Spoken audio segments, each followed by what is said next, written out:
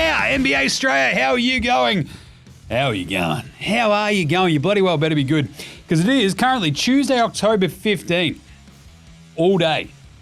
No fooling. How good is Tuesday? I am your host, James Clements. You can also see my ugly mug on the panel, the official NBL Supercoach show, the AFL Today show, and what, NFL Australia?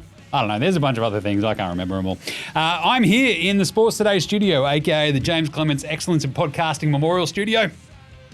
Just here to get you excited. Is that all you're here for, Jim? Well, basically, yes. Because today, we're just having a little bit more fun. Remember last week's show? That was fun. We're ranking teams by fun.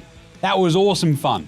I got excited. We put out a video about excitement levels for the Aussies, and that's what this show is as well. We promised this last week, right? We're like, hey, all the Aussies are just basically everywhere else now. So let's talk that out.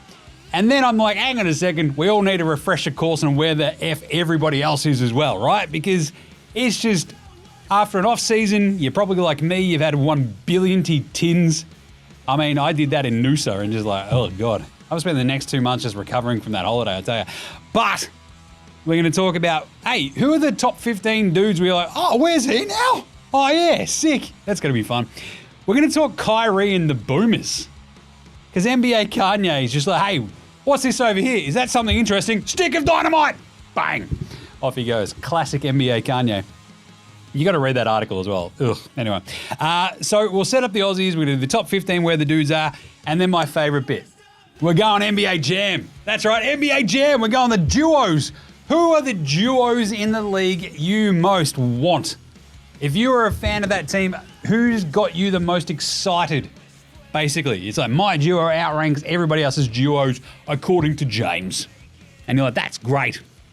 I hope. We'll throw in a quick couple of yeah-nahs right at the end as well because I've got a couple sent in. But that'll do us. Because we've still got 2 massive shows at the end of this week because I'm actually going to over-deliver. Under-promise and over-deliver. That's the name of my sex tape. It's right there, done. Basically, did I just say over-deliver? I under-promise and under-deliver. That's the actual sex tape. Just ask old mate. Ever hear just a disappointed sigh? Yeah, me. Oh, so many times. Anyway, good times, great memories. Let's get into it. We're going to do 2 more shows here this week, which will be the over-unders for every team as well. But this is the fun one. Let's get into it. Episode 1134. Let's go!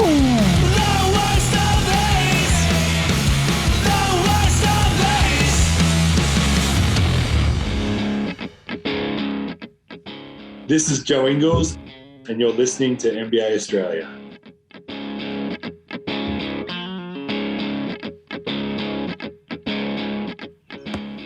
Watch out for the Shaq Attack! Oh, you better. Why are you watching out for the Shaq Attack? Well, you really better watch out for the Shaq Attack because it's Shaq-a-roni season. Now, Jim, what's Shaq-a-roni, you might ask? Well, let me tell you what Shaq-a-roni is, dear listener, watcher, viewer, friend. It is a combination of Shaq and Roni. Brought to you by the good people at Papa John's, a.k.a. the world's worst pizza. Like, bar none. Papa John's. Like, remember, I don't know, look, the rise and fall of Papa John's should be studied because it's fucking chaos. He's also like, it happened a lot while I was in the States. Like, he just became the dude. And then he had like this weird interview and then we never saw him again because he was weird as fuck. And I miss Papa John a bit. Go Google it. He's a weird cat. He's like, I ate pizza for 48 days straight or some shit. And it's like, yeah, you fucking look like you're about to die, buddy. Jesus. And imagine, like, of all the pizza you could eat for 40 days straight, or what the fuck you did, for it to be Papa John's, it's like, you're dead after day 3. It's fucked. Like, we in Ballarat, where I grew up, Pinky's Pizza. That shit was legit. We had a Pizza Haven. Fucking loved it. Pizza Hut. It was the land of plenty when it came to pizza chains, like good shit, whatever. And then, you know, you had fucking, what's the dine-in awesome one? Come on, Gerald, help me out here. La Paqueta. Fucking love a bit of La Paqueta. And then you get fancy, you get crust and shit like that. Papa John's is shitter than all of them. It's like, what is this horrible pizza? And the thing is, because we lived in New York, I'd get home shit-faced. Wow, fucking this show's off to a start.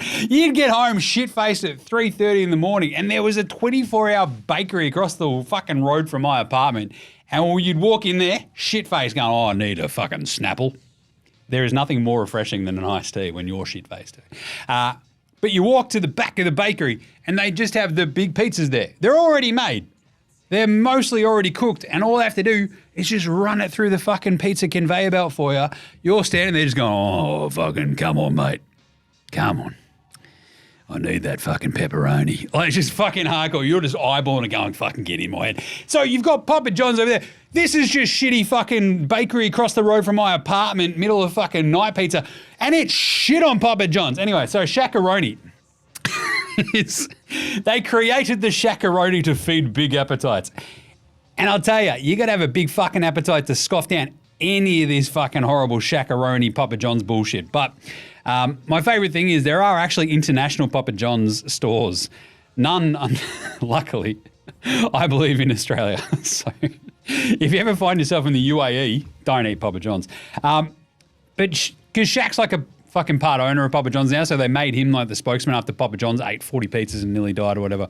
But it's 8 foldable Shaq-sized slices loaded with extra cheese and covered in over 60 pepperones. I'm not going to call them pepperonis. I'm going to call them pepperones. That's how it rolls. It is Shaq-a-roni season, and I am here for it. Let's fucking go. I'm going to go home and make Shaq-a-ronis this weekend. Like, the squids are just going to be like, Dad, this is a lot of Shaq-a-roni. I'm like, shut up. Shaq would have it no other way. Right, let's get into the actual show. I start today's the way we start every show here at NBA Straya. Apparently with me just going off my head about pizza. That was fucking fun. With a daily whip around. Hey, Kyrie Irving, NBA Kanye. I mean, he'd like to entertain playing for Team Australia, wouldn't he? Whoo, boy. Hey, Jim, how do you feel about it? I'll tell you what, not fucking great. So people are torn on this. Why is that, you might ask? Well, because he's really fucking good at basketball. That's never been my problem with Kyrie. My problem is that he's a C word. In the loosest fashion of that. You can make up whatever C word you want to fit in there. That's the beauty of me saying that, you see. You could say, cool guy. You could also say other words. But just reading his sit down with Sam Amick of The Athletic, where I loved what he did in Dallas last year. They make the fucking finals. It's awesome. He's a great dude. Everyone loves the guy. And then he sits down for this interview with Sam Amick, and you're like, yeah, I'm learning to fucking be a better dude. I'm learning to be a better leader. I learned a lot in Boston and Brooklyn. Oh, where you were a shit bloke. Yeah, there you go. Yeah, interesting. I'm glad you learned something from that.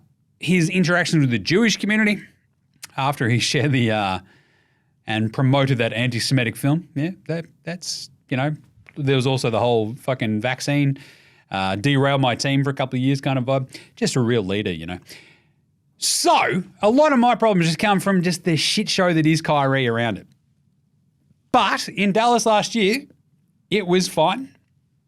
And it seems like because he was in such a comfortable situation in Dallas, and he says this in the interview with Nico Harrison and fucking J-Kid and stuff like that, he's not the focal point. There's like Luka, and he sort of just gets to do what he wants, basically, Kyrie. And like, that's a great spot to be in, right? Like, if you are a lunatic, like you just like, hey, I'm just try to be myself, man. Like, cool. If yourself is a shithead and the spotlight's on you the entire time, you're going to look like a shit. If the spotlight's suddenly on somebody else, though, your shitheadedness looks substantially less because there's not as much of a fucking spotlight on it, right? So I think he learned a lot, though, in that Brooklyn stint and the way it ended. And then moving to Dallas and like trying to figure out what he wants from, his professional career at this point. Like, the dude's hit one of the biggest shots in the fucking history of the entire league in a finals game that won them a title. He's got nothing really to prove basketball-wise, but He's also very, very substantially pissed off with Team USA after getting kicked to the curb. And he's like, oh, fucking I am Australian. Everyone's like, oh, yeah, remember that? Yeah, you fucking keep trumpeting that every time you need to, Kyrie. But he was born in Melbourne, where I am currently standing right now, the lands of the Wurundjeri people. And he holds dual citizenship. So all that needs to happen is for it to be ticked off by Team USA, because he's represented them, won a fucking gold medal for them already, and FIBA. And also for Australia to go, oh, yeah, fucking come aboard, Kyrie. What do you reckon? And everybody is kind of like, maybe, because he'll be 36 by the time the LA Olympics roll around. And do we need another point guard? My favourite comment, I think, on the thing that I shared on the old NBA Straya socials was, so his exact quote was, I would love to entertain playing for Team Australia, man. And someone pointed out, entertain? We have entertained playing for Team Australia at home, and a picture of Ben Simmons, and I fucking lost it. I love that. To the point where I've actually got to give credit where credit's due, because that was a fucking great call. We have entertained it at home. Ben Simmons, boom.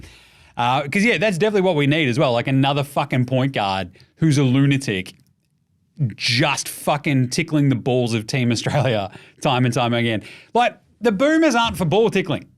Like, this is probably my biggest, like, angry shit when it comes to Ben Simmons. Like, oh, I'd love to fucking play. Then fucking shut up and do it, dickhead. Like, there's no other way around it. Like, don't fuck with the national team. Like, that is absolute, again, C-word territory where you're just like, dude, don't. Fuck off. Either you're in or you're out. Like, this is the culture that Patty Mills and Jingles and co, Dally, etc., have, like, established and helped build on over the last fucking 2 decades, basically, right? Is no dickheads allowed policy. Like, that's a good one. I love Mitch Creek.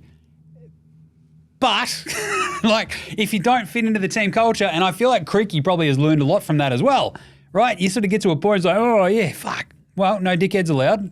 And you have a really, really good team culture there with the Boomers now. Do you want Kyrie in there?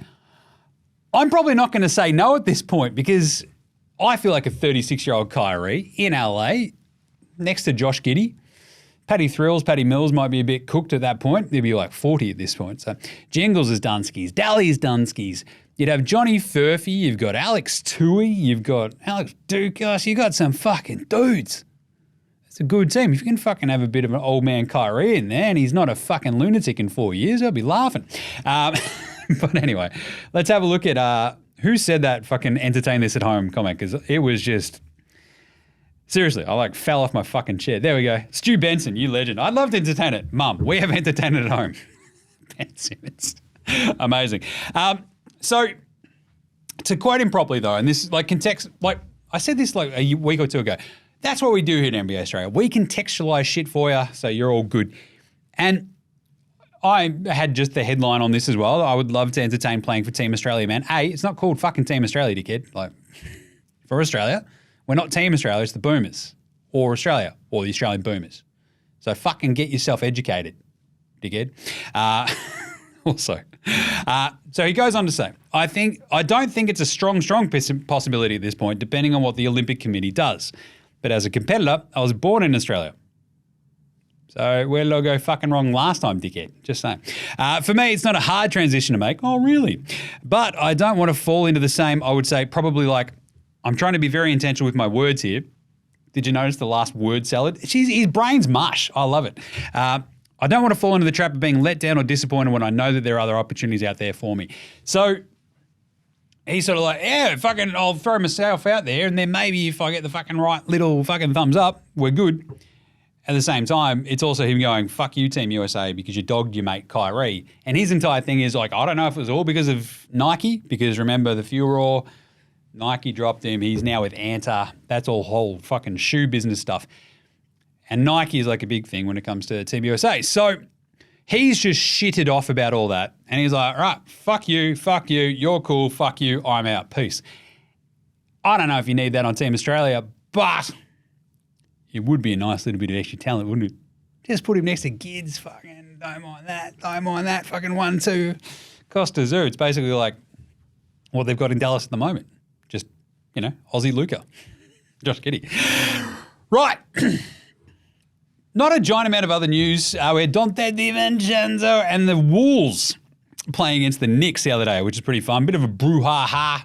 There was some great, I fucking love lip reading. It's like, he said, this you fucking traded me, fucking fuck you, Tibbs. This is what happens when you put me in, when they put you in charge, dickhead. And then we found out, it's like, look, you didn't think I could finish. Fucking check this out. This is what happens when you fucking let me have a crack. I love this. I love nothing more than insane bad blood in the NBA between teams. We're going back to the ball tickling well. It is so fucking ball tickly right now in the NBA, and it has been for a while. Like, that was kind of the cool thing about the Cavs and the Warriors going back and forth for fucking years and years and years and years. Even though it never quite felt like LeBron and KD were like legitimate fucking adversaries, at least the colors were, right, over all these finals. Steph and LeBron, they were always a little bit too chummy ball tickly as well, but there was at least a genuine rivalry there. And just shit like this, like, I fucking love it. It's like AFL teams, obviously, I do an AFL show. They genuinely fucking hate each other, that sort of shit, like fan bases. The players maybe not so much, but in the NBA, you kind of have these moments where the fucking players legitimately hate other dudes, and that's good. Hook this shit to my veins. Like Jokic, he gives zero fucks about anybody. He fucking hates the Lakers. That's awesome. Luka hates seemingly everybody. Everybody hates Trae Young. Yeah, there's some good stuff in there. But bad blood between the Wolves and the Knicks, hook that shit to my veins. Because there was even like, Julius Randle with Jalen Brunson's dad, Rick Brunson, on the sideline fucking drawing at each other, and Dante and Brunson's dad having a crack. I love this. That's great. Fucking sign me up. Because their 2 games this year will be electric. And this is why we need more of this shit. We need more shit talking. Like, if you've been watching Starting 5, the Netflix documentary, if you're not watching this, I'm using air quotes, because documentary, it's basically like, again, we're going to the ball tickling well, a ball tickle of LeBron James. Isn't this amazing that he's doing this when he's 40? It's like, yes, we all knew that. It's, well, maybe some fucking basketball fans didn't, but it's fucking cool. Ant-Man, you're like, yeah, this dude is cool. It's weird living in a giant house with all of your family, though. And the fact that he can't pack a bag, I'm worried about that dude. Like, how do you not know how to pack a bag? Oh, my uncle's always done it. That's fucking weird as well. What are you doing? Like, whose uncle does that shit? Fucking weirdos. That's who. Anyway, go check it out. We'll do a full-blown review of it, I reckon, in one of next week's shows, which will be electric. Cool.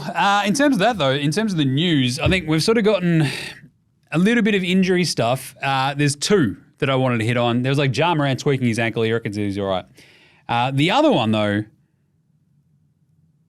was Lonzo Ball.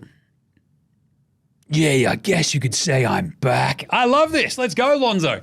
Unfortunately, they've already got Josh Giddey now, and I'm like, just either fucking I want Lonzo or Gids to have fresh air, but obviously Lonzo's going to work his way back and back and back and back. But if he does play and he's been cleared for basketball activities, which is fucking nuts, considering he hasn't played for 2 years, like, this is awesome. So he plans to come back in this preseason. Fingers crossed Lonzo's all right, because for all the shit that we've given him over the years, and it is a lot, we literally have Better Than Lonzo Ball as a segment from day one. Day one. We've done 1,134 episodes, producer Gerald. That's a lot of shit giving to the Ball family. But anyway, so I can't wait for Lonzo to get back out there. I think it's fun, good. It's an awesome story. I just want him to be healthy. I don't want injuries, like, for anybody. Can we turn injuries off? Like, you can do that in, like, computer games and shit, can't you? Still, I don't know. Last time I played was like NBA Live 95. But no, that's a lie. NBA Jam, when they re-released it on the Xbox, that was sick.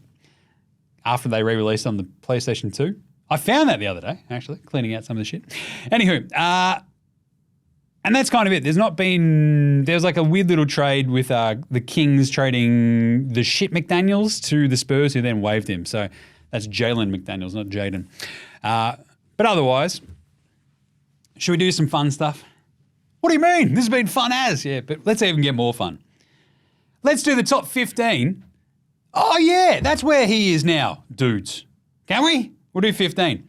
It's a bit of a cheat because it's also the Aussie it's a lead into the Aussie setup because the top 5, oh, Aussie, you beauty, come on.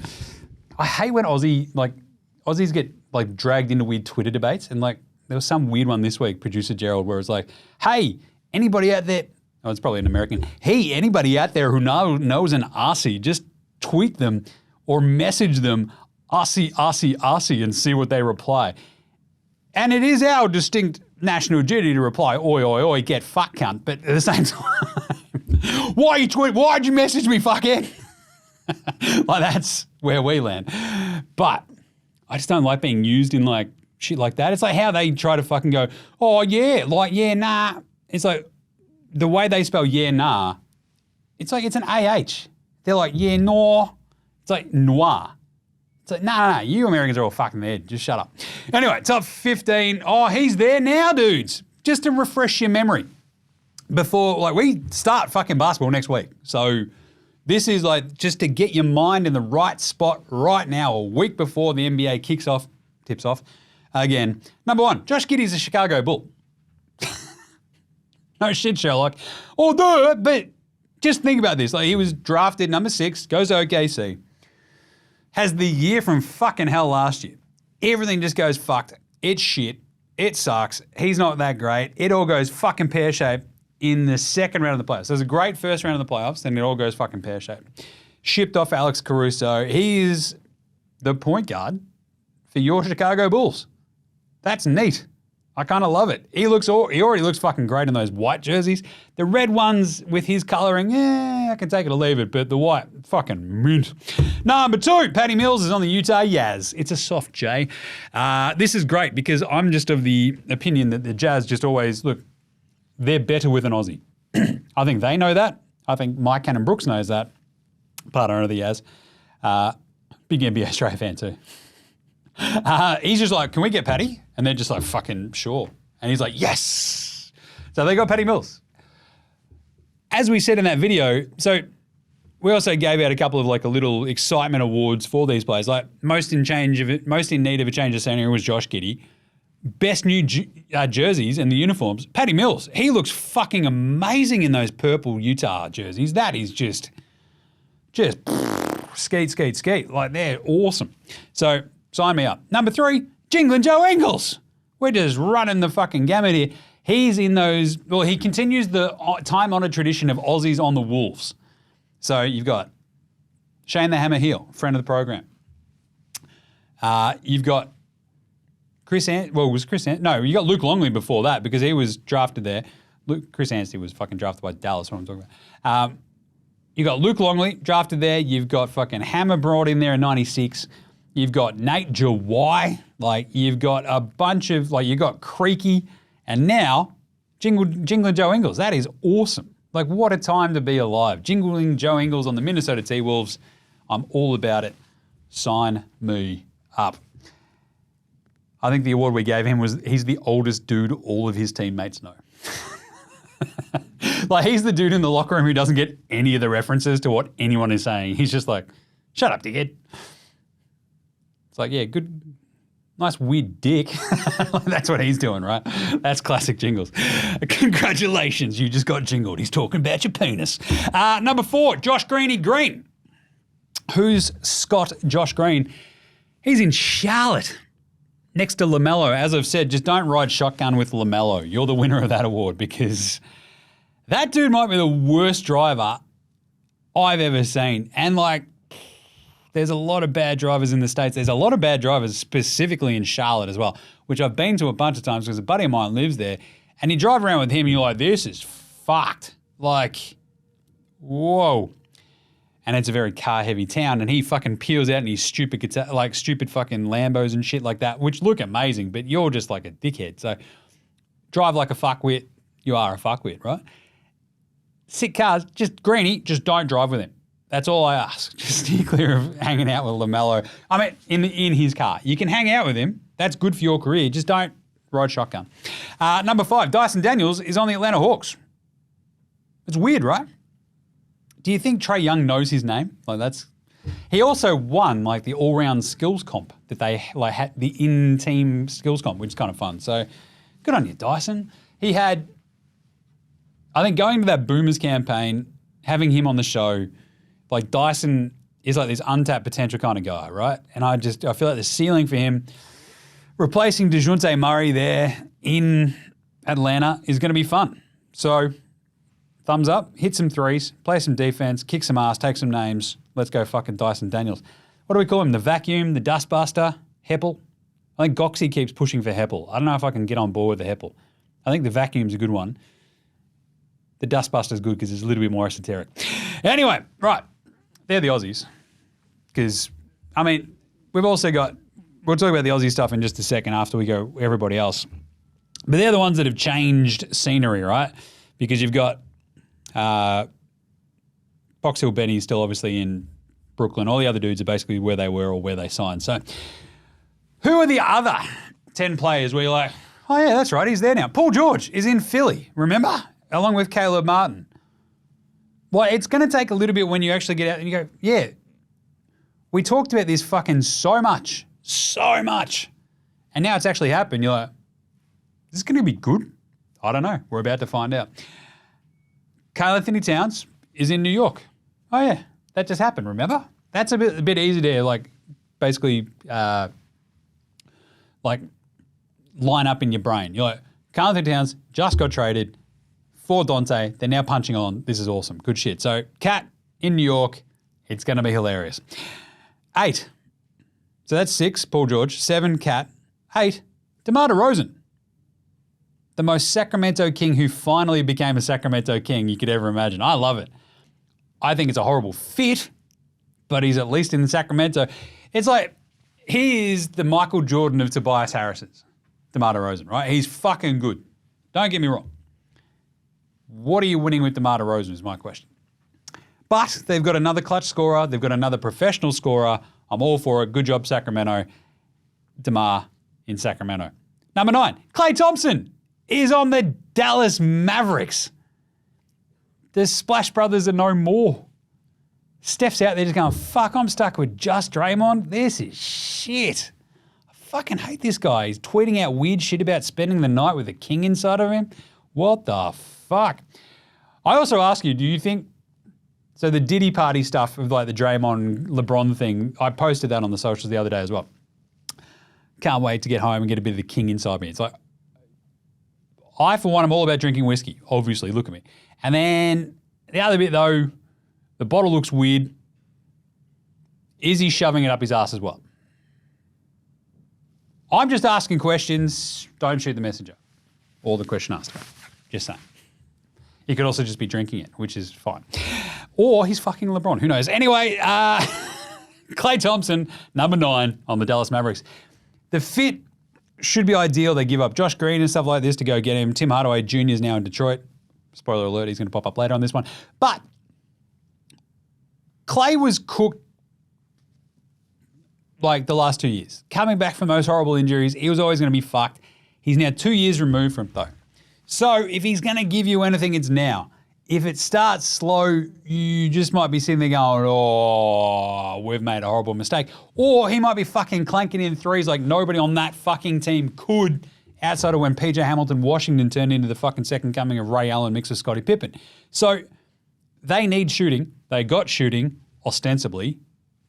Can Klay stay healthy? Can Klay be awesome around Luka and Kyrie? He should be the perfect fit. I love it. But it's still going to be weird to see him in a fucking Mavs uni. Number 10. There's not much of an impact, but Russell Westbrook on Denver is pretty weird.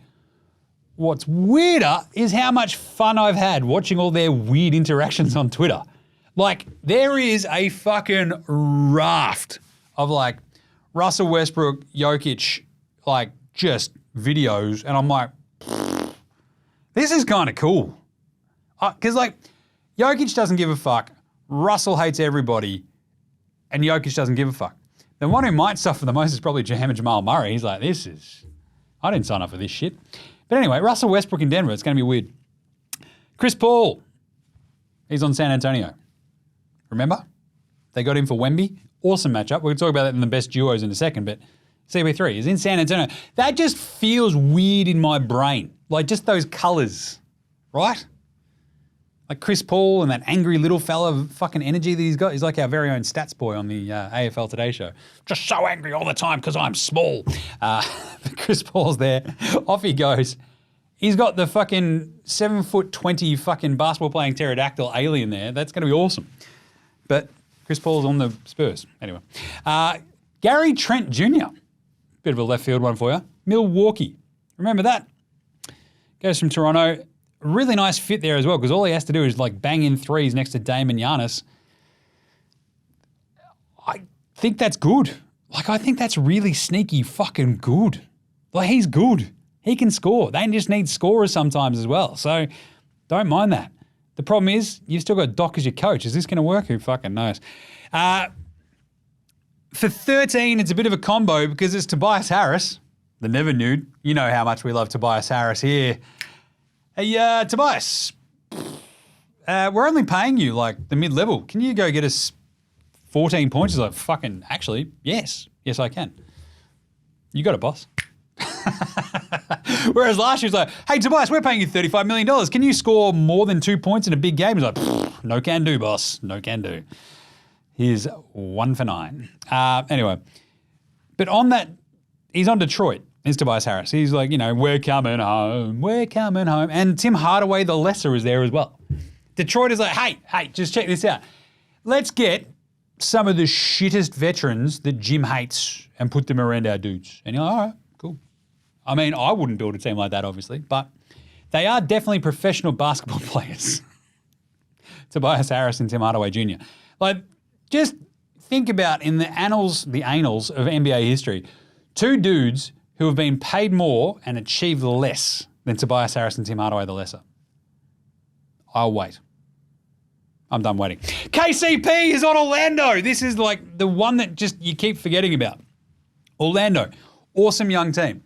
Make the playoffs. They've got Balabankaro, they've got Franz Wagner, hello, and Mo Wagner with his big stupid pumpkin head.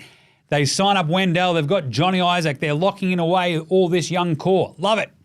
And they just got a 3-and-D wing. KCP, love it. Is Jalen Suggs a point guard? That's their biggest thing. Cole Anthony, he's a scoring guard that comes off the bench. Markelle Fultz, question mark? I love to see the notorious KCP fit in Orlando. You can have these moments where you're watching Orlando and go, oh yeah, that's fucking KCP. He's wearing a headband. Cool. Kind of wish they just got a better point guard. If they just gotten CP3, it'd be all in, title, let's go. And then finally, it's a weird mix because this is kind of like a double, they kind of got traded for each other, dude. It's Denny Avdija in Portland because you just look at that Portland roster and go, who the fuck is what? Sure. Donovan Klingen's dunking all over every motherfucker in preseason. Oh, yeah, and just BT dubs. I don't pay that much attention to preseason. It's like, it's highlights and it's fuck all else because you don't learn that much shit about it. It's the same with like NFL preseason. Like the first 3 weeks of the season are the preseason. But Denny Avdija on that Portland team, and then on the flip side, the Washington Wizards, like Malcolm Brogdon. Like, what is he doing on that team? Like, you got to have a moment where you go, what the fuck is Malcolm Brogdon doing here? Malcolm Brogdon's sitting on this Washington going, what the fuck am I doing here? Like, this is just, I'm hanging out with Jordan Poole? Like, why? What the fuck is Kyle Kuzma doing? This is bullshit. So, yeah, Malcolm Brogdon is the most traded dude before he's been traded this year you could ever imagine. He and Time Lord, actually, two erstwhile former teammates on the Celtics. But there's the 15, right? I've just like, oh yeah, that dude, he's on that team. We've got Josh Giddey, Chicago, Patty Thrills, Utah, Jingles on Minnesota. You've got Josh Green on Charlotte, Dyson Daniels on Atlanta, Paul George in Philly, of course, Cat on New York, of course, DeMar in Sacramento, 9, Klay Thompson in Dallas, 10, Rusty in Denver, 11, CP3 in San Antonio, 12, Gary Terrence Trent D'Arby Jr. in Milwaukee, 13 is that combo of Tobias Harris and Tim Hardaway Jr. on fucking Detroit, sure. KCP number 14 on Orlando, and 15, Denny Avdija and Malcolm Brogdon, who got traded for each other, and you're like, okay, sure. I guess a little bit of a combo of that as well, but Jonas Valanciunas is on Washington as well. The fuck is that team? No one knows. All right, let's take a very quick break and come back with the NBA Jam player duo rankings right after, let's say, this. This is Cam Glidden. This is Anthony Drimmick. This is Mitch McCarron. This is Jason Giddey. This is Darryl McDonald. Hey guys, this is Hugh Greenwood. Yo, what's going on? This is Illy. This is Mark Worthington, or commonly known as Wortho, and you're listening to NBA Australia. You're listening to NBA Australia. And you're listening to NBA Australia. And you're listening to NBA And you're Australia. listening to NBA Australia. And you're listening to NBA Straya. And you're listening to NBA Australia. You're listening to NBA Australia.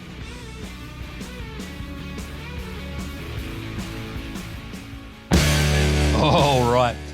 Before we do the duo rankings, we should probably do the Aussie setup. We've sort of hit on that, haven't we? But it's a pretty bloody good setup because, as we've sort of hit on already, Josh Giddey in Chicago is very, very, very cool. As we'll get to in the player duo rankings, it's also not very cool because that team is shit. But like magic mushrooms, within shit there is a land of opportunity. Secular bin, let's go. But Josh Giddey, right? So this basically is like, all right, fuck it. You and SGA were trying to like share the keys in OKC. It didn't work out. You're into some problems. Here's a brand new set of car keys. We're going to go hammer and tongs in Chicago. Love it. I fucking love it. Because that team is so weirdly balanced that the opportunity just to fucking do his thing with specific lineups is going to be really, really fun to see because they've got Kobe White, Zach LaVine, this weird sort of guard rotation where Giddey is a part of it. Lonzo might be back at some point. Ayo, Dosunmu as well, right? So he is the biggest of those guys. He can play a couple of different positions. He can also just fucking like put the ball on the floor, go hammer and tongs, off we go, we're going fast. And there was some like cool, fun shit from preseason where it's like fucking 7 seconds or less Bulls. Let's see it happen. I don't really trust that because of their coaching and the rest of the team around Vooch and co. But you can see the outline of like a really kind of fun team with Patch Williams, Torrey Craig. You got Matthias Buzelis. I love him. Their rookie. Like, this could be a weird, funky team. They just really need to fucking trade Zachy Cakes, Adam Levine, and Vooch. But they'll never do it because ownership is fucked. But Giddey in a really good spot again to keep developing and succeed. Remember, he's like fucking younger than dudes who got drafted this year. It's insane. He's 22. There were dudes being drafted in this fucking draft who are older than him. And he's been in the NBA, like out there kicking ass, taking names for 3 years now. That's awesome. Just saying. Dante Sexum up Exum in Dallas. This sucks because he hurt his wrist. Wrist? Yeah.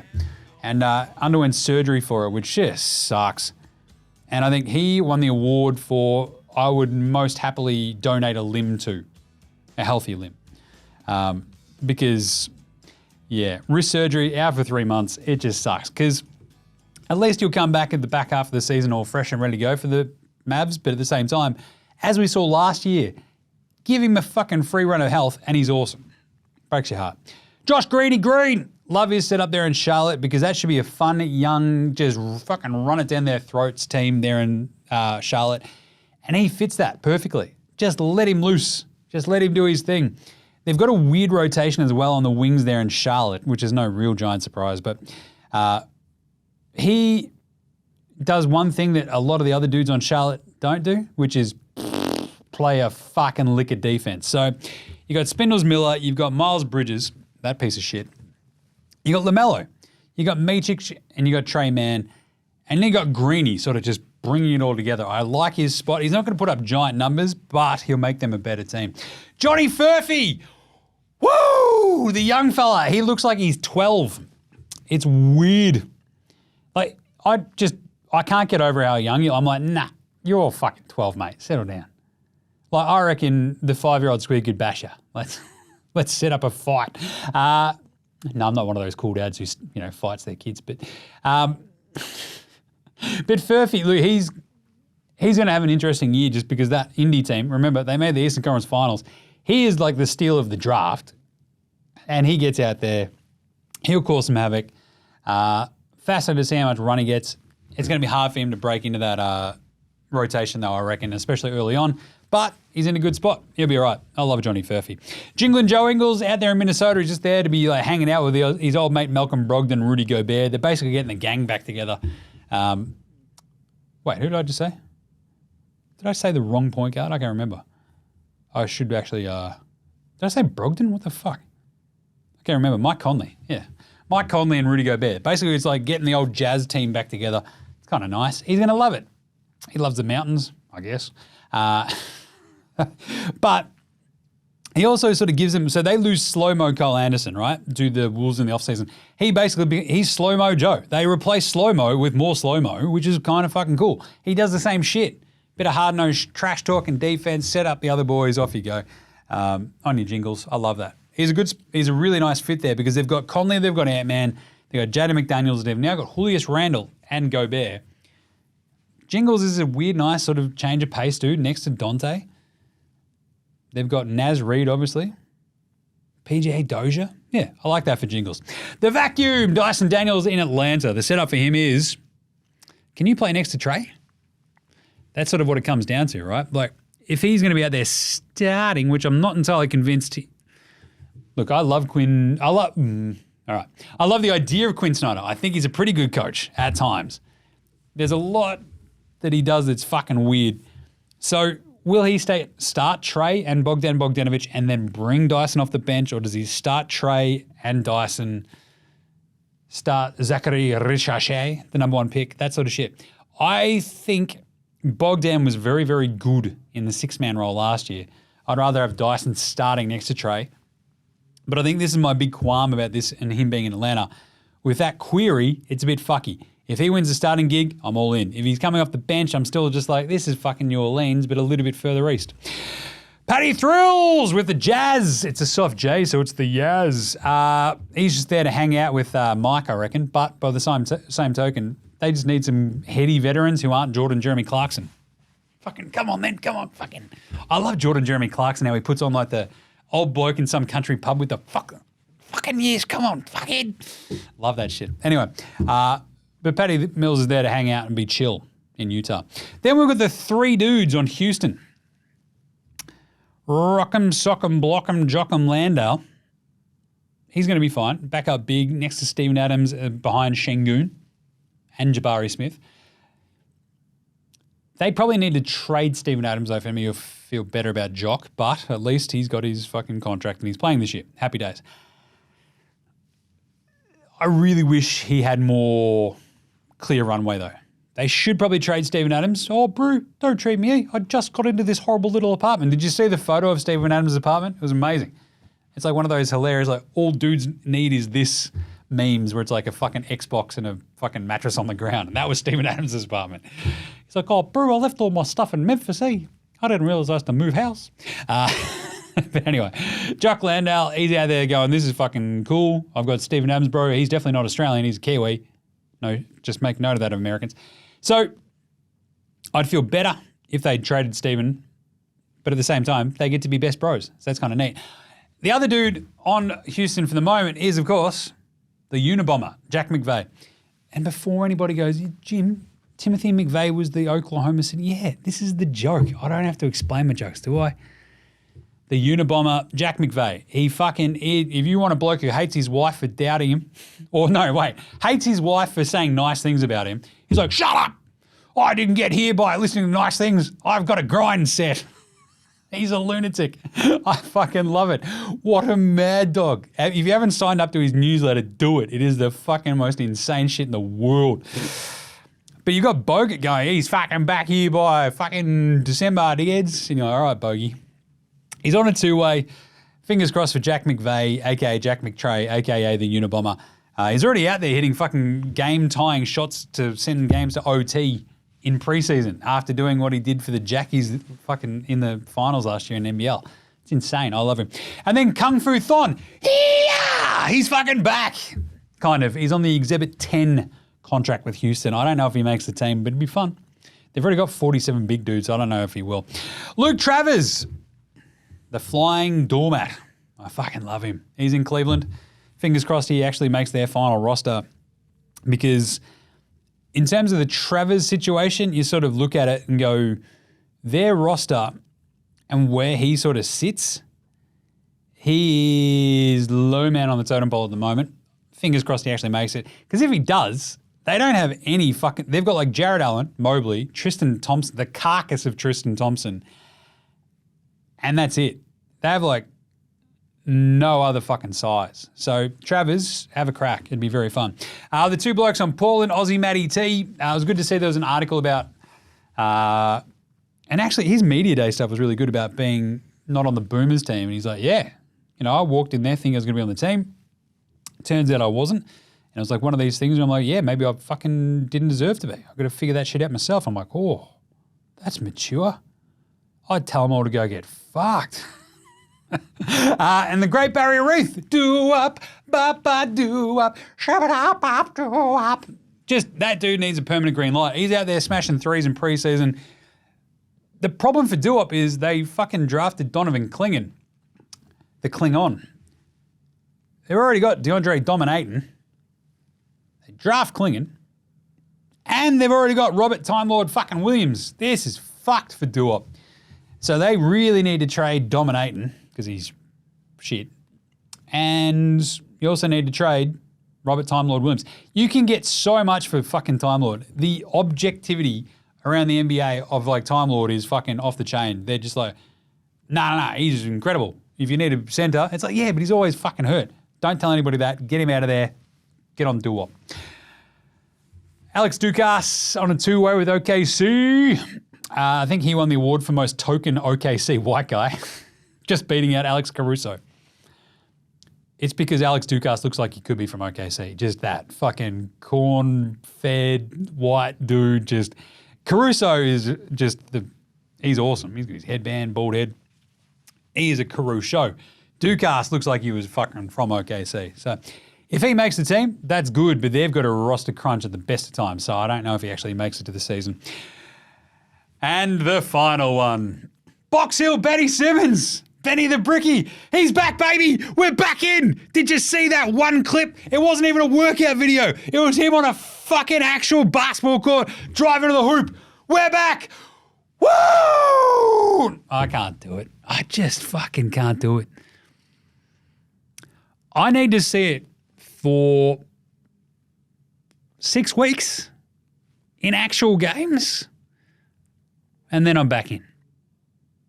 Just when I'm out, they drag me back in. That's how it goes. That's the Ben Simmons experience.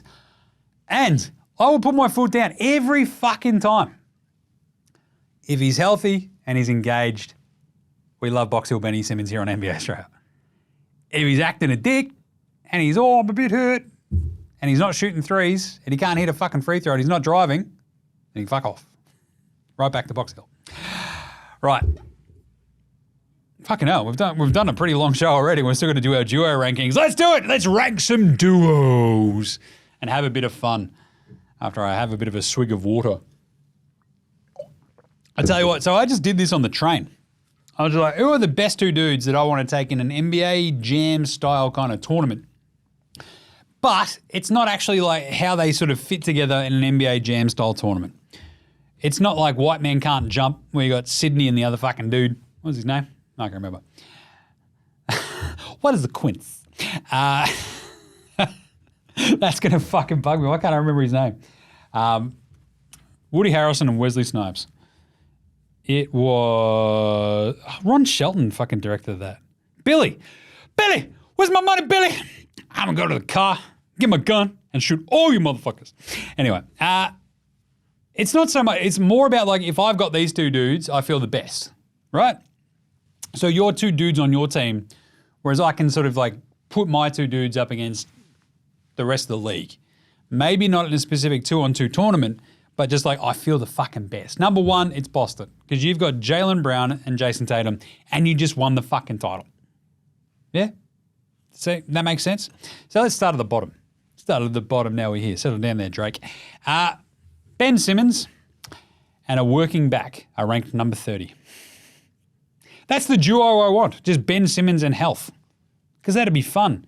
Because to be honest, that just changes the entire outlook of that Brooklyn team. Beyond, we're going to win 8 games and we're going to win 11. in an 82-game season. No, look, Simo, if he's healthy, we're fucking laughing. You put Simo next to Cam Johnson, you put Simo next to Nick Claxton, off you go. You're fine. But Brooklyn is ranked 30 because that team is bereft of any sort of talent. It's like Cam Thomas, Dennis Schroeder, I am German Rondo, Claxton, Simo, Cam Johnson. It's like just Dorian Finney-Smith and Cam Johnson are like fucking, it's like a personified trade chip. It's weird, but that's where they are. Number 29, Jaden Ivey, Cade Cunningham.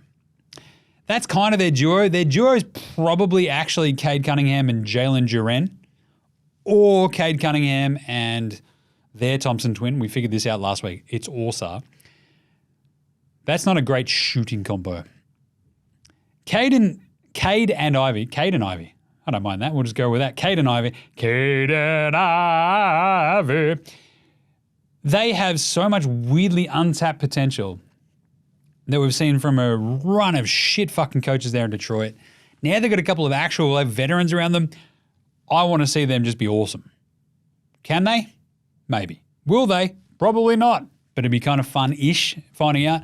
I love the idea of Jalen Duren and Cade Cunningham. Build around those two. But Ivy, he's such a question mark. And as we sort of fucking banged on all about last year, like Monty just being like, who the fuck are you?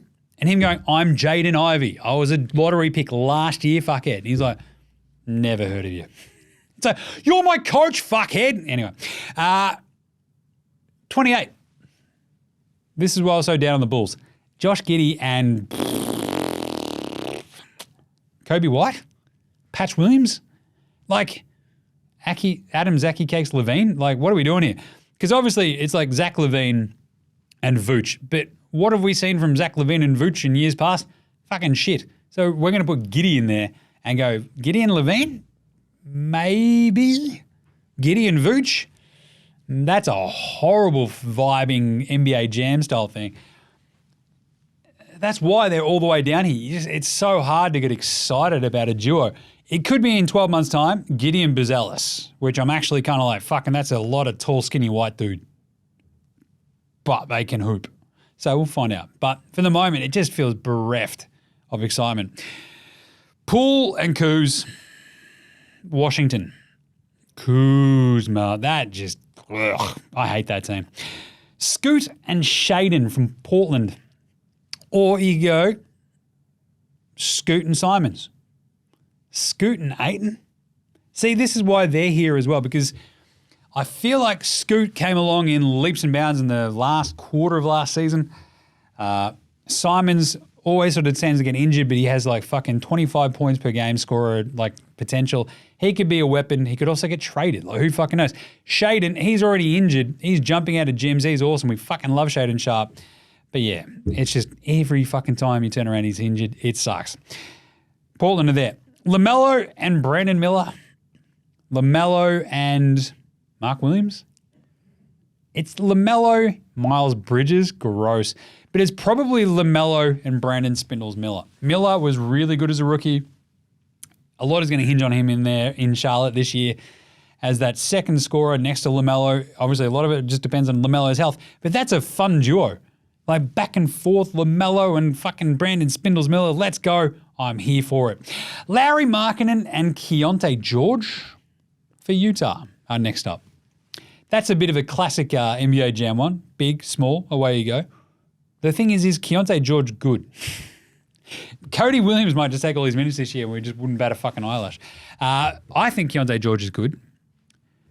Jordan Jeremy Clarkson thinks he's better than Keontae George. I think this is the year for Keontae George, though. Planting my flag on the Keontae George hill. Toronto. Again, is it Scotty Barnes and RJ Barrett? I think it is.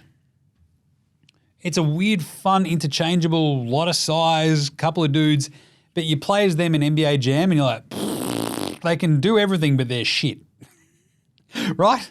Like they're good at everything, but they're great at nothing. Just saying. But I do like the idea of Scoob and RJ. I just don't know what the fuck's going on with this Toronto team this year. Atlanta. I kept going back and forth on Atlanta and Toronto in terms of these rankings because I think it's Trae Young and Jalen Johnson. I think he's fucking awesome. Just keep an eye on Jalen Johnson this year. He's gnarly. You've also got Clint Capella, Onyeka Okongwu, but Jalen Johnson is an ascendant star that no one fucking realizes because we spend all this fucking time and energy talking about Trae Young when it comes to Atlanta. And Trae Young just might actually be a bit shit. But now they've gotten rid of DeJounte, maybe this is his year to bounce back. I'm just saying, I think they're better than we think. Another weird combo. Jalen Green and Şengün for Houston. Houston's just weird because we've talked about this before. Too many dudes. They've got so many dudes. This is why it's going to be so hard for Jack McVay to get into that fucking team because they've just got dudes coming out the wazoo.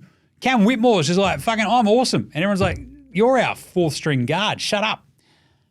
Like Dylan Brooks is ready to punch everybody. And Jalen Green was amazing, but when he wasn't playing with Şengün last year.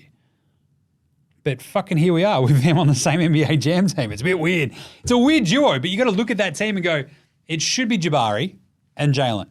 But it's not. Because Jabari's not quite given us enough yet. Şengün looked fucking awesome last year. So it's Jalen and Şengün for now for Houston. Next up, we've got Fox and Sabonis, obviously there in Sacramento. Defensively, pretty suspect, but fucking fun. And if you're watching Sabonis on that Netflix show, you're like, yeah, he's good. Which is everybody's opinion of Sabonis. Like, hey, he's good. Can't play a lick of fucking D, but he's good. And here we are. Paolo Banchero and Franz Wagner, hello, for Orlando. If Franz can hit some threes this year, this is another of those wing duos where you play as them in NBA Jam, you're like, this should be better. But Paolo has this ability this year to be a fucking ascendant, not star, but superstar. Paolo could be a fucking weapon. Orlando, though, also has a bit of a thing where they might have too many dudes and no point guards, which is a bit of a problem. But Franz Wagner, hello, and Paolo is a fun combo. A really fun NBA Jam combo would be Jalen Suggs and Paolo, though. Because Jalen Suggs is like the Gary Payton and Paolo's like the Sean Kemp. And you know, look at the fucking background. NBA Jam, that's the best. Who's Detlef Schrempf?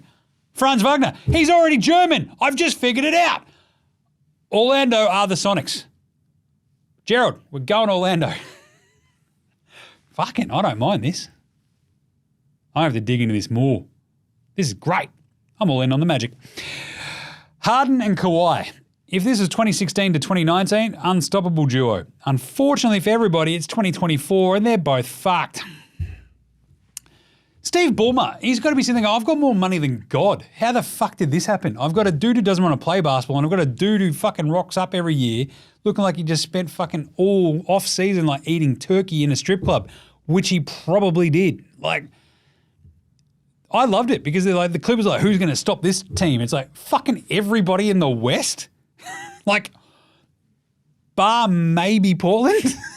Like, the other 12 teams ahead of them in the standings is probably going to stop this shit fucking team. It's like, no, we're going to open the Intuit Dome. It's like, all right, is Kawhi going to be there for any of the games? They're fucked. Donnie and Mobley. Donnie Mitchell, Evan Mobley. The tough part for Cleveland is it could also be Darius Garland and Jarrett Allen. Too many dudes for your NBA Jam. It's a bit weird. I think Donnie and Mobley gives me the most interchangeable kind of vibe. Donnie Mitchell out there sinking 50, Mobley doing everything defensively. But Jarrett Allen's a little bit more reliable defensively, you sometimes think, than Mobley. But I think, I've been saying this for 2 years, this is the breakout for Mobley. Let's fucking go. But yeah, Cleveland's a weird one. We'll talk about that when we get to the over-unders in the next show. Brunson and Cat. Or Jar and Triple J. Who do you want? I'm going to go Jar and Triple J first, so lower, just because I need to see Jar come back. He keeps getting hurt. He could win MVP. I fucking love Jar. Don't get me wrong. I own a pair of Jars. I'm not wearing them right now, but Triple J, he's never met a shit foul that he doesn't love. He's like, oh, fucking check this out. I'm going to get a dumb foul back. I'm an idiot. You could also go Jar and Desmond Bain in one of those classic weird NBA jams where you got the two guards. You're like, this is way too small. I'm going to get fucking creamed. And Dikembe Mutombo slapping the shit in fucking... Anyway, Jar and Triple J, I think it's a good combo. Jar's going to wreck dudes this year. I just need to see it. I need to see him healthy. Brunson and Cat then, I'm actually probably more excited for Jalen Brunson and Mikal Bridges or Brunson and OG Anunoby, like healthy, because they barely got to use OG Anunoby last year, right? Because he got hurt after the trade deadline. It was fucked. But Brunson and Cat is kind of like the very stereotypical NBA Jam duo, and that's exciting as fuck. Those pick and pops. Cat's going to have so many open threes. Like, did you see Extreme Zinger Mill? Did you see the Zinger in Boston this year? Like, this is fucking great. I'm just going to hang out by the perimeter. Bang, knocking down threes. Now they can do that in New York. That's awesome. That's fucking great. Just depends on Tubes. Ice. If he can actually fucking, convince himself to do it. But I do love that fit of those two next to each other. Zion, the big rig, Williamson and DeJounte Murray. Because Zion and Spindles just doesn't fit right. I think this is the year where everyone realizes DeJounte Murray is fucking awesome. He's a weapon. When you put him next to CJ McCollum, Spindles Ingram, Zion, this could be magical. As long as Zion stays healthy, this could be it. But mostly this combo is like a really fun defensive, offensive balance of DeJounte and then just the game wrecker of Zion, the big rig. That's fun. That is like a really, really fucking fun-ass NBA Jam combo. Tyrese Halliburton and Miles Turner, they're higher than I thought I would even have them. But Jim, you're the one doing the rankings. Yeah, I know, but settle down. They made the Eastern Conference Finals. Like, we've got to reward them, right? So the problem is this should probably be like Tyrese Halliburton and Benny Mathurin. That team is just a strange one. Like, their entire depth chart is just a bit fucking weird and a bit funky. But they made an Eastern Conference Finals. So is it Halliburton and Siakam? That's probably a better fit for NBA Jam, but Siakam doesn't quite have the size to sort of do your thing. Maybe it's Halliburton and Turner, but I mean, I'm kind of happy with it where they are, whether it be Halliburton and Siakam, Halliburton, Turner, we're all good. SGA and J-Dub, or SGA and Chet. This is where you start getting to the good teams and you just start throwing three dudes out there. But SGA and Chet, that's a fucking great fun NBA Jam combo, isn't it? J-Dub's awesome. But if we're going to go with the fun duo, SGA and Chet, just because he looks so fucking weird, that big tall beanpole. Jimmy Butler and bam, bam, bam, bam, Adebayo. If Butts cared about fucking basketball the way he cares about coffee, he'd be fucking Michael Jordan. He already looks like Michael Jordan. Just saying. It was also weird to see Jimmy Butler's dad in some of that stuff in the Netflix doco. But anyway, that dude fucking just, he's a fucking weirdo. I love weirdos. I want more weirdos in my sport. But the emo thing, I fucking banged on about this all last season. It was like kind of funny, but not really. It's like, oh, I'm fucking really emotional. It's like, so you're dressing up as an emo kid. All right. I would argue that's cultural appropriation, but whatever. His coffee shit is weird as well. He's like, yeah, I have like 8 cappuccinos a day. Cappuccinos? What are you? My mum? Fucking, Josh from Ballarat just hanging out there. 8 cappuccinos, thanks. What grown man drinks a cappuccino? That's fucking, Americans are just fucked in the head with coffee. He's like, nah, man, I charge like $50, $80 for a coffee at my house. I'm not fucking around. You're drinking cappuccinos, you lunatic. You're a fucking head case. That's gross. You know how much milk that is? Froth? Get the fuck out of here. Grow up, Jimmy Butler. Get an actual fucking man's coffee or a cappuccino. Start calling you Auntie Jimmy Butler. Bam Adebayo wants to shoot threes this year. That'll be good. Steph and Draymond.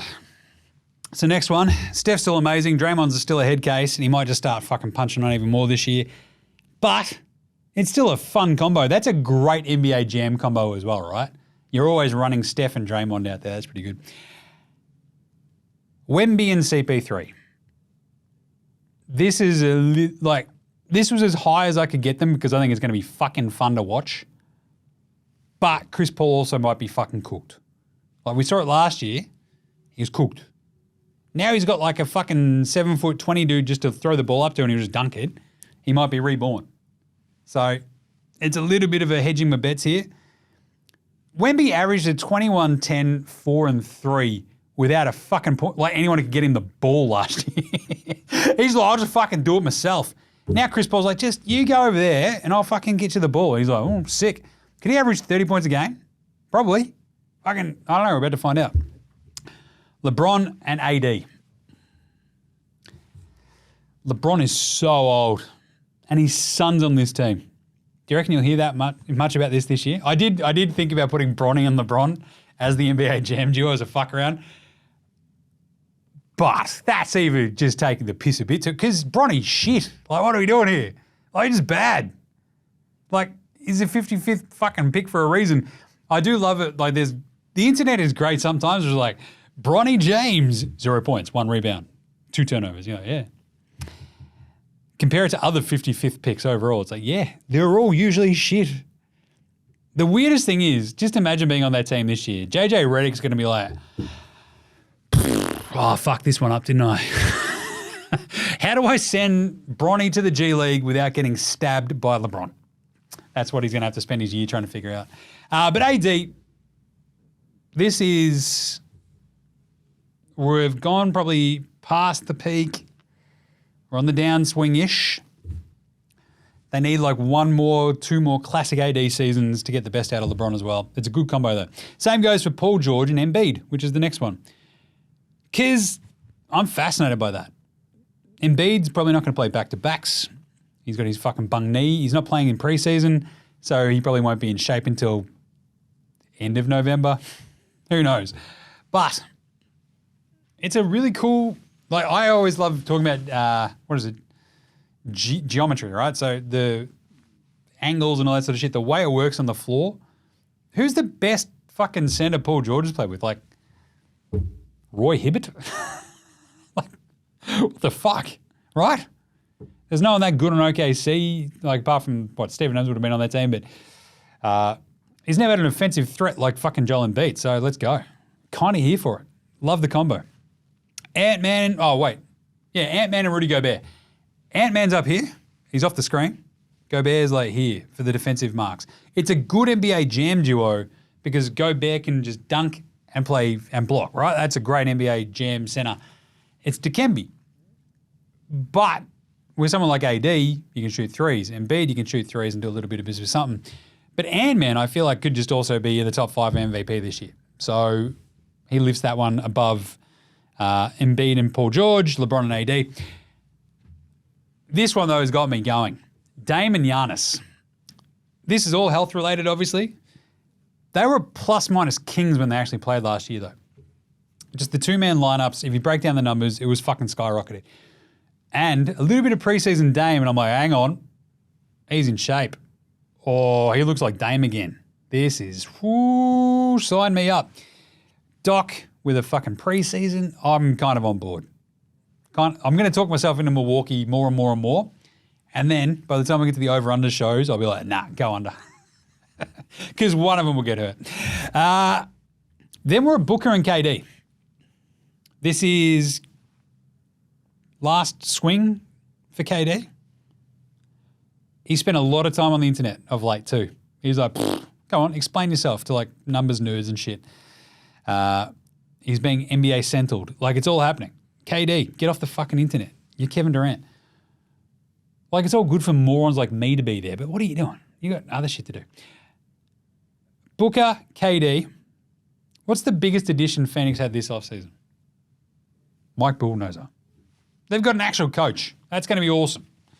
I believe in Booker and KD this year. As long as they're both healthy, they are the 4th best duo in the league.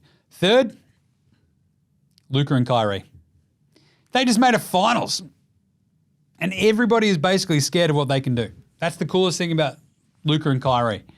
Every team in the NBA, bar Boston, look at them and go, oh, fuck, how do we stop that? And it's really fucking hard. They made the finals because of that shit, right? They made the finals without anybody could hit a 3. Now they got Klay Thompson, maybe. It's going to be even better. They've got Derek Lively in his 2nd year. They've got fucking PJ Hamilton, Washington. They've got Dan Gafford all in their actual mix now. They've got a rotation that makes even more sense. They don't have Tim Hardaway the Lesser. Go and fucking check this out. Tim Hardaway time. Everyone's like, fuck, here we go. Luka and Kyrie, third best duo in the league. Number 2, Joker and Jamal. Because they won the finals 2 years ago.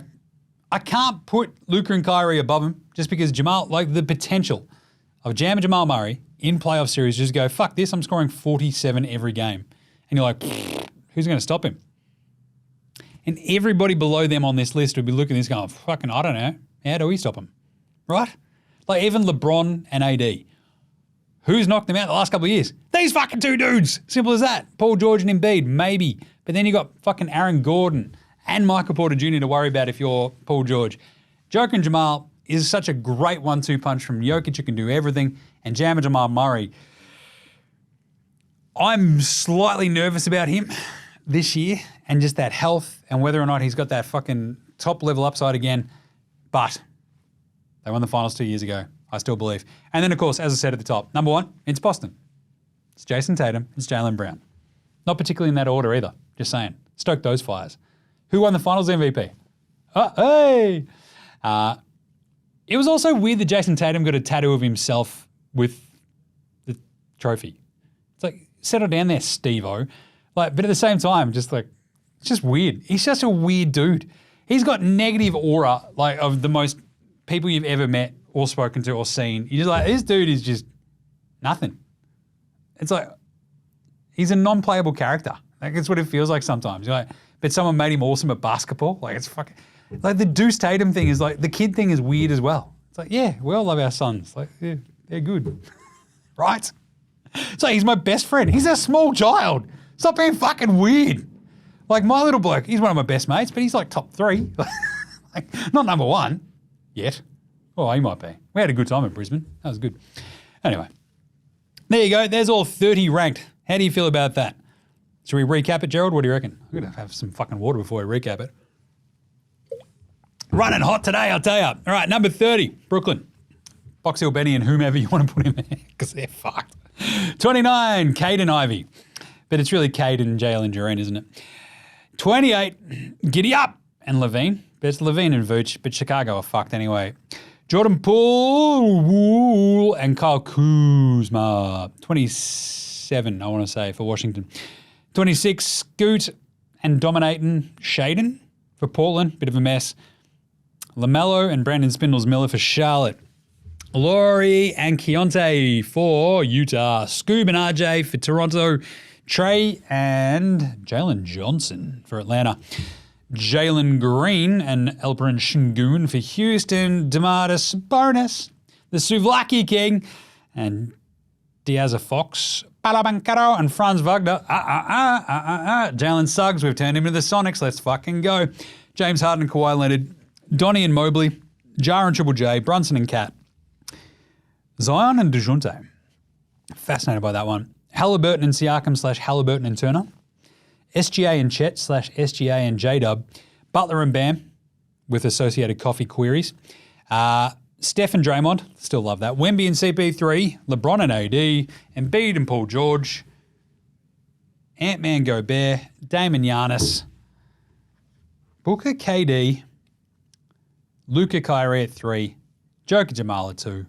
Tatum and Brown at number 1. What do you reckon? Let us know. Sound off in the comments. Go hammer and tongs. And before we go, 2 very quick yeah nahs. Dan Drosher. Yeah nah. McVay will be the new Patty Mills, the most loved Aussie NBA player. Yeah nah. Nah, because he's a lunatic.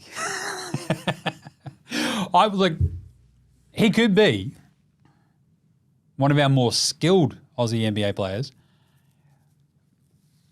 And McVay has like this way about him though that he just, clutch. Oh, if you fucking said I was clutch, I'd punch you in the fucking throat because I'm not. Because I've missed a million times. Why is he still yelling? What is happening? He's a lunatic. He's probably our most jingles dude, right? Where he grows into like being a fucking weird, awesome uncle who's in the NBA. And Jez Oz, hey bud, how's things? Early yeah nah for you. This is why we should claim Steven Adams brew as an Aussie. So this is the one where someone tweeted out, I once saw Steven Adams at a 7-Eleven with a hooker buying condoms. And he replied, what was it? Yeah, I was with your mum. I was being safe. It's brap, brap, brap, brap, brap. Police, I'd like to report a murder. That was amazing. Oh, yeah, it's because I was with your mum. I had to be safe, eh? That's fucking there. That is it. I love that one. On your jazz. All right, that'll do us for today. We'll be back later this week with a two-parter. I think we're going to do it Thursday and Friday. The team win over-unders for every team in the NBA. We're going to go through every single one. We'll break it up into two parts.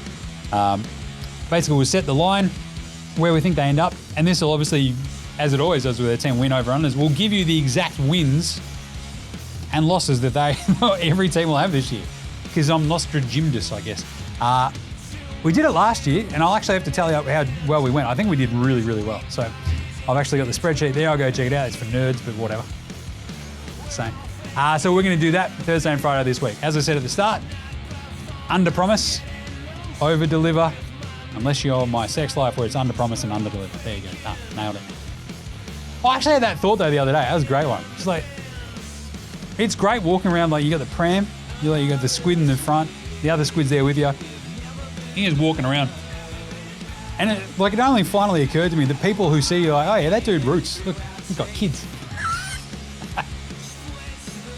So yeah, I have at least twice. Anyway, so 2 shows at the end of this week. Over-unders is going to be awesome. We always go fucking hammer and tongs with the over-unders. It's a lot of talking. It's very, very fun. So look forward to those. And then next week we'll do all the award stuff before the fucking games start. So we're going to go through all the season awards, all the NBA Straya awards, all that sort of shit.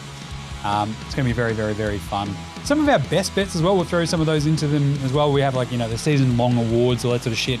But also like the season-long props and stuff like that. So we'll break it all down throughout the start of next week. Sound good? Good, great, fucking noise. All right, that is it for today, but we'll be back, as I mentioned, Thursday and Friday. In the meantime, get around NFL Australia, myself and Gaz, smashing it each week. Lots of fun videos around that as well.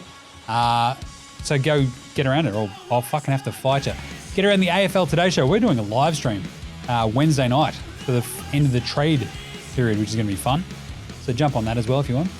What else? We've got AFLW today if you're into the year W. We've got the Cricket Today podcast returning very, very soon. Football Today podcast always going great guns, and hold all tickets for your GGs. Get around it. Get around the NBA Straya shop as well. I think it's down at the moment. Go to the links on the Instagram. I don't think you go to the specific address. So go check out the socials, and I think that'll get you there.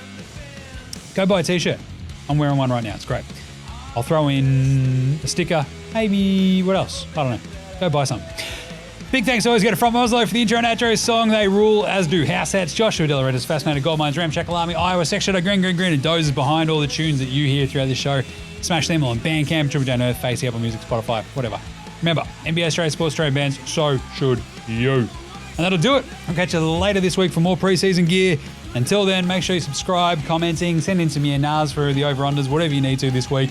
Jump around and subscribe. What is it? Apple Podcasts, Spotify, YouTube for me. All the NBA Australia this year. It's going to be fucking nuts. Cannot wait. And that's the end of the song. Later, Hosen.